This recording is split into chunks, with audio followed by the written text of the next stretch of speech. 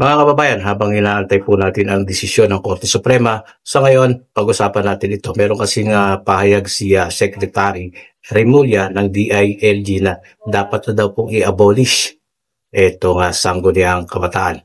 Pag-usapan natin yan. At syempre, pag-uusapan pa rin natin itong schedule ng DSKE. Tara po.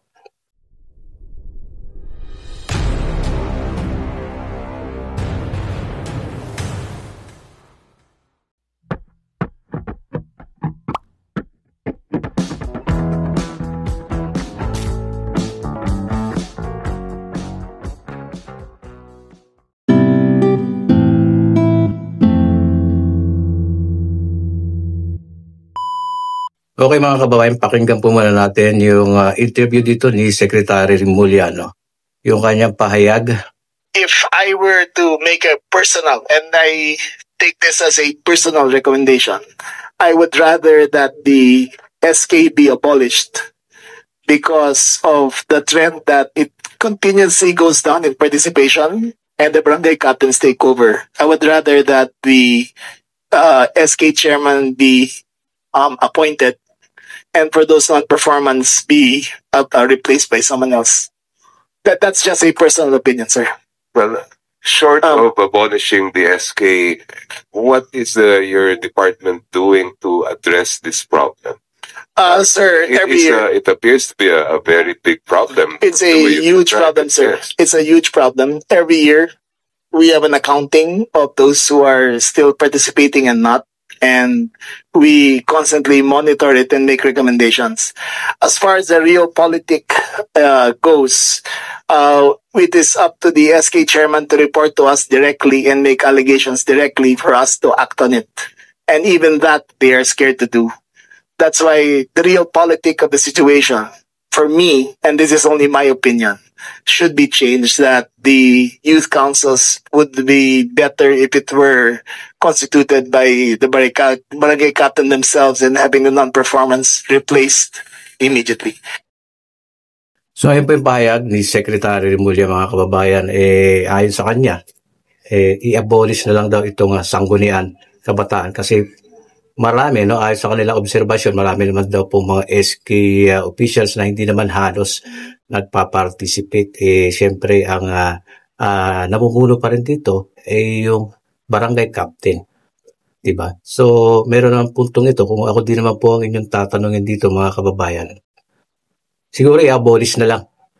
Nasa ganoon makatipid din naman itong mga local government. At syempre yung gobyerno mismo, kasi yung pondo ng local government ay nanggagaling din naman po yan sa itaas. Pwedeng i-reform, siguro mag-elect na lang isang youth na kumbaga siya yung magiging representative. Hindi na kagaya nitong umiiral ngayon na ang daming membro, ang daming opisyal nitong sangguniang kabataan. So mas maigi siguro na i-abolish ito. Okay, so diretso na tayo dito sa ating DSKE schedule. Inaantay pa rin po natin ang desisyon ng Korte Suprema. Okay, so sino bang malakas sa ngayon, mga kababayan? Sinong malakas? Kung tatanungin. Siyempre dapat ang malakas dito, siyempre yung batas ng Pilipinas na ipinatupad ng gobyerno. Meron kasi ako nababasa dito sa mga comment section na si Atty. Makalintal pa rin ang malakas. Siya pa rin ang masusunod sapagkat yung kanyang ipinaglalaban ay naaayon po sa batas. Yung kumbaga yung old law. At yun din po yung kumbaga ay kinatigan ng Korte Suprema. Yung old law no, na sinasabing dapat ay 3 taon at 3 termino ang magiging yung pag-upo ng mga barangay official natin. Yung kanila pong termino. No? Ayan. Para sa akin, siyempre dapat gobyerno. No, hindi basta-basta dapat yan kinu-question kung yan po ay isa na nga pong batas. Kaya lang, siyempre magkabukod po ang kapangyarihan. Magkaiba ang kapangyarihan ng ating legislative or ating legislature sa judicial. Bayan kasi ang legislative ang gumagawa ng batas At ang namumuno sa legislative ay yung pong ating presidente, punong ehekutibo. At iba rin po yung kapangyarihan ng ating judicial. No? Ang pinakamataas naman po dito ay yung korte Suprema. Ayan, kaya meron po tayong sitwasyon na ganito, magulo pa rin, hindi natin alam kung sino po ang dapat sundin kasi pinirmahan ng Presidente yung RA 12232 na ngayon ay isa na nga pong batas. Ngayon, pumasok ulit to si Atty. Macalintali para questionin ang RA 12232 na ito. At ngayon, siyempre, judicial process na ito. Ang Korte Suprema ang magsasabi kung ito ba ay maaaprobahan. Ayan, meron din nagsasabi na bakit pa kailangan tanungin kung kailan ang BSKE kung yan ay batas na. No? Ang sagot po dyan kasi meron nga pong petisyon. Ayan. Punta naman tayo dito sa kung sino ang pwede nga daw, kung sino ang pwede mag-file ng petisyon para questionin ang batas. Meron din kasi ako nababasa dito na hindi pa pwedeng mag-file ng petisyon itong Liga ng mga Barangay kasi ito nga daw po ay self-serving. Ayan, yung katanungan na yun or yung komento na yun. Well, para sa akin naman mga kababayan, nagbasa ako. Sa akin pong nalaman, itong petisyon in intervention ng Liga ng mga Barangay ay meron po silang karapatan mag-file ng kontrapetisyon. Bakit? Sila po ay mismong direktang naapektuhan nitong batas na ito no? Kumbaga bakit si Atty. Macalintali pwede mag-file ng petition? Isa siyang attorney, election lawyer, at ito namang mga liga ng barangay ay siyempre direkta po silang naapektuhan. Kaya pwede po silang mag-file ng kontrapetisyon. Diba? Sinasabi naman nila, self-serving yan. Ayun yung pinanlalaban dito nila Atty. Macalintali na self-serving yan, hindi pwede yan. Pero kung titignan nyo naman, itong nagpetisyon na kabataan, yung pinamumunuan ng isang SK officials, no? Saka yung isang guro na nagpetisyon din. No? Kung titignan natin ang sitwasyon nitong sangguniang kabataan ito, kasi nga daw, kaya sila nagpetisyon, kasi mag-over-age na sila, hindi na sila magiging qualified kung ma-move yung BSKE sa 2026. O di maliwanag na self-serving din kasi yung kanilang petisyon ay para sa kanilang kapakanan. Kasi pare-pareho lang yan. Pare-pareho lang po yan ng kanilang intention. So, both sides pwede pong file yan ng petisyon. Kaya mali dito si Atty. Macalintali na hindi sila personalidad para mag-file ng kontrapetisyon. Maling-mali po doon si Atty. Macalintali. In the first place, bakit tatanggapin ng Korte Suprema yung kanilang petisyon? No, kung hindi po yan sila qualified na magpetisyon itong Liga ng mga Barangay, doon pa lang sasabihin na yan, hindi po kayo pwede mag-file ng petisyon. Hindi kayo qualified. No, ganun din sila. Hindi kayo qualified. Tinanggap ibig sabihin, po pwede. Ngayon, natanggap na yan, inaantay yung kanilang mga komento, pati yung sagot mismo ng gobyerno dito, yung government, yung gumawa ng batas, sila po ay respondents. Di po ba? Sabi ko nga, nasa kami pa rin yan ng Korte Suprema ang magiging desisyon dito. Ang umiiral na batas ngayon, RA 12232, na sinasabi ang BSKE ay sa November 2026 na po. At kung titignan din natin mga kababayan, sa isang banda, nagsimulang gumulo itong schedule ng BSKE na ito, no? Sa ngayon, kasi kaya nagkaroon tayo ng sitwasyon gato dahil nga po sa petisyon ni Atty. Macalintali, pumasok na siya. No? Ito naman si Atty. Macalintali, siyempre, kaya niya yung ginagawa. Meron po siyang personal na dahilan. Maaring politika. Ganun pa man. Karapatan po niya yan. Di po ba? Ito ng ating pong batas na RA 12232 na ito ay kung tutuusin, sabi ko nga sa mga nakaraan, yan na po ay dapat na pong susundin. At wala na pong ibang dapat tignan na schedule ng BSKE kundi yung sinasabi ng batas na sa November 2026 na. Although karapatan ni Atty. Macalintali na mag-file ng petition dito, kaya dito ay siyempre gagana ang Korte Suprema, yung desisyon ng pinakamataas sa judicial. Ayan, meron po nagsasabi malakas ang laban dito ni Atty. Macalintali. Malakas po yan kung ang pakikinggan pa lang natin, yung sa side niya.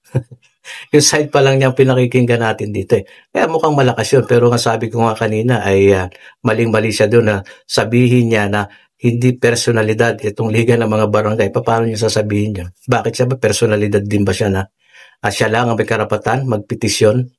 No? So, matatalino ang mga maestrado ng Korte Suprema. Kung naisip ko yan, maiisip din po nila yan. Sigurado po yun, 150%. No? Sa mga kapanood nito, mali po doon na sabihin na hindi personalidad ang Liga ng mga Barangay para mag-file ng petisyon. Sigurado po yan. Ganun pa man, meron pong magdidesisyon dyan. Okay? So, sa ngayon mga kababayan, mag-October na, malapit na. At sinabi ko rin nakaraan na hindi kailangan magmadali dito ng Korte Suprema na sila ay magdesisyon. Kasi ang batas na po natin ito yung RA 12232 na eh. Na yun na nga, sa November 2026 ang BSKE. At meron din naman nagsasabi na kung matutuloy, no? Kung matutuloy itong batas na ito, posibleng hindi November. Posible daw hindi November. Kasi nga, kung maituturing itong unconstitutional ulit. So parang ang mangyayari dito mga kababayan, magiging part 2 ito eh. Yung nangyari nung BSK 2023 na unconstitutional pero naiurong pa din naman. So parang useless.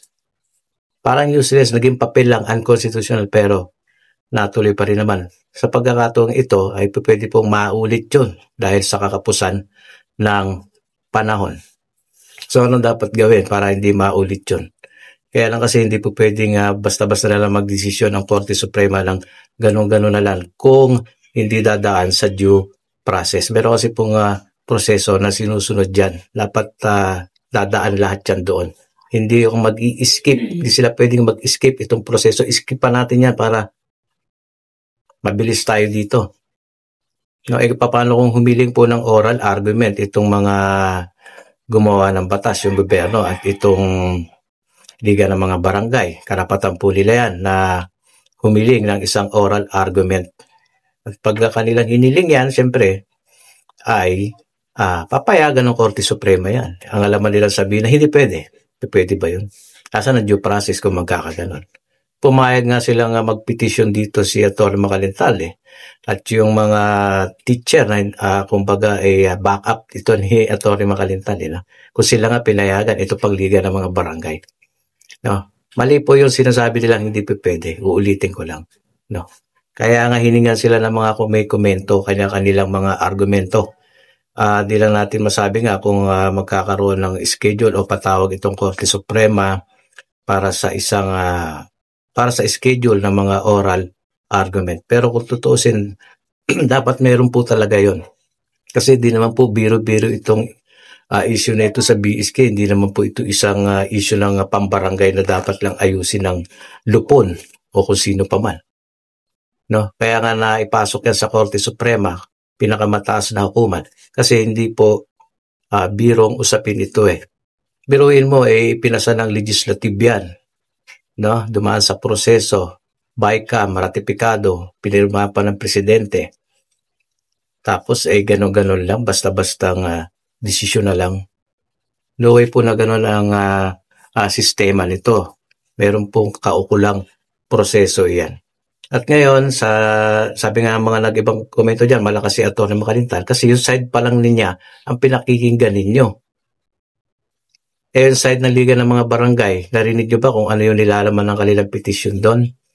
At yung paliwanag din ng respondents, yung gobyerno mismo ninyo. Gobyerno ninyo natin, no? Hindi pa natin alam kung ano yung magiging kanilang pahayag dito. Okay, so pag-update ulit tayo sa susunod mga kababayan. Yung puntos, ang aking puntos ulit dito na sinasabi na sobrang malakas si Atty. Macalintal. Malakas yan. Para sa kanya pa lang naman kasi yung ating naririnig. Hindi pa natin naririnig yung side ng Liga ng mga Barangay at respondents na gobyerno. Tandaan ninyo, 4 yan. No, yung gumawa ng batas, Congress, yung Kamara, Senate, yung Upper House, yung OP, Office of the President, pangatlo, at syempre yung pang-4 dito, yung COMELEC. apat yan na parties, hindi pa tumutugon. Kung tumugon man yan, pakikinggan pa natin yan. Pakikinggan din siyempre ng Korte Suprema yan. Hindi yung narinig lang natin yung side ni Atty. Makalintal, yun na. Tapos na ang boxing. Hindi po ganun yun. Hindi po ganun ang paggulong ng kaso. No? Lalong-lalo na didinigin yan sa Korte Suprema pa po mismo. Ilan ba ang maestrado ng AC? Marami, di ba?